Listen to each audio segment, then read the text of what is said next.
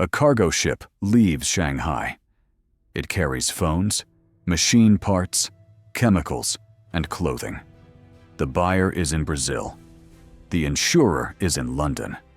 The financing bank is in Singapore. And the invoice is written in US dollars. Not because the United States built the ship, not because the cargo is American, but because the dollar is not just a currency. It is a global operating system.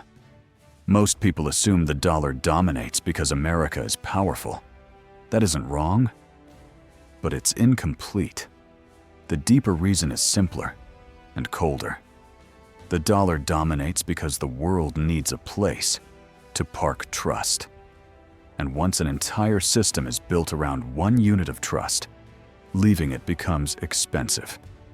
Every modern economy runs on layers.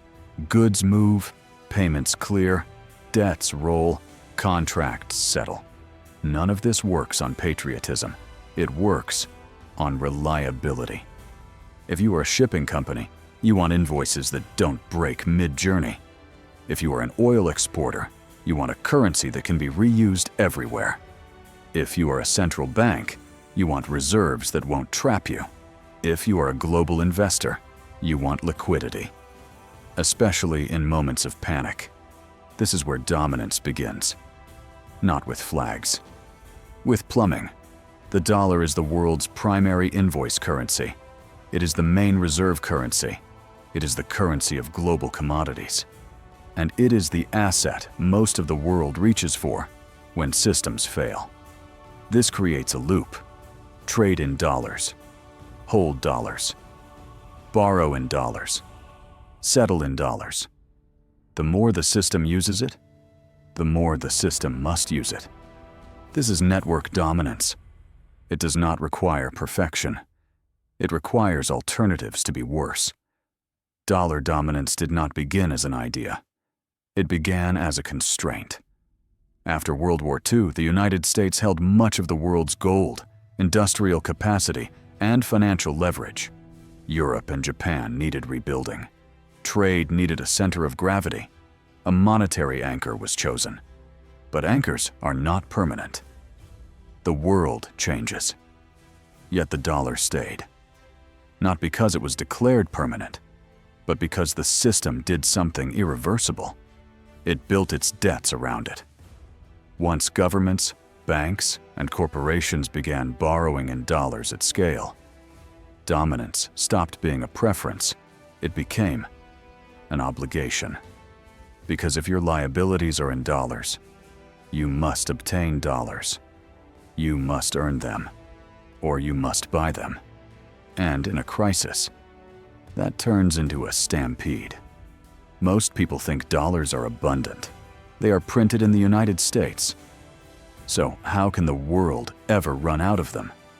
Because the global dollar system is larger than US. Cash.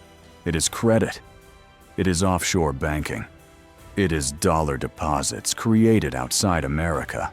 It is loans and derivatives priced in dollars. Most dollars in global finance are not physical. They are promises. And promises disappear quickly under stress. When risk rises, lenders pull back, credit tightens, dollar funding dries up, and suddenly, the world does not have enough dollars to service dollar-denominated debt. That moment has a name: a dollar shortage. During a dollar shortage, strange things happen. US assets can rise even when America is the source of the shock, not because the system is expressing confidence, but because it is buying settlement capacity. The dollar rises not as a vote of approval, but as a forced purchase. This pattern is not rare. It appears every time global stress spikes. Companies draw credit lines, banks hoard liquidity, investors sell what they can. Then they buy what they must. And what they must buy is the currency that settles global obligations. This is why de-dollarization is harder than it sounds. It is not about choosing a different currency for trade. It is about rewriting the liabilities of an entire planet. Now we reach the part most people avoid saying out loud. Dollar dominance is not passive. It is enforced, mostly through incentives, and sometimes through pressure. The United States benefits from exporting the unit the world is required to use. It can run deficits others cannot. It can borrow more cheaply. It can absorb shocks differently. But the real leverage is not borrowing. It is control of the rails. If global trade clears in dollars, banks must access the dollar system. If banks need access, relationships matter. And that means access can be limited. This is why sanctions are powerful. They do not simply block trade. They block settlement. They raise the cost of existing inside the system. This creates a paradox. Using the dollar as a tool of power motivates alternatives. But every time instability rises, the world runs back to the dollar anyway. The system punishes exit in the short term and rewards dependence in the long term. People often ask what will replace the dollar. The better question is what could replace the full package.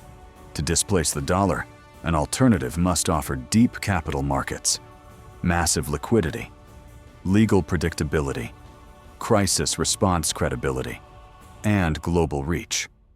Most currencies have some of these. None have all of them.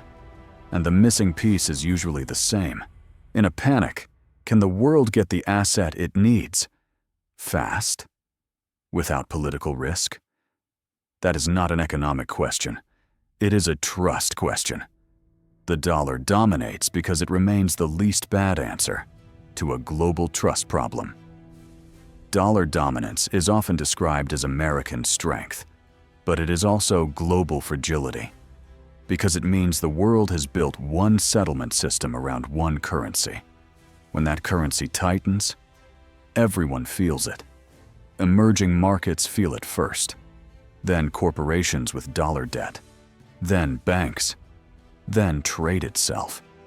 This is not a conspiracy. It is architecture. And architecture shapes behavior. Here is the rule that survives every decade. The dominant currency is not the one people admire. It is the one people cannot avoid. The dollar is not just money. It is a settlement. It is collateral. It is the language contracts default to when trust is scarce. That ship leaving Shanghai will keep being invoiced in dollars until the world builds an entirely different kind of system. And building a new system is far harder than criticizing the one that already exists.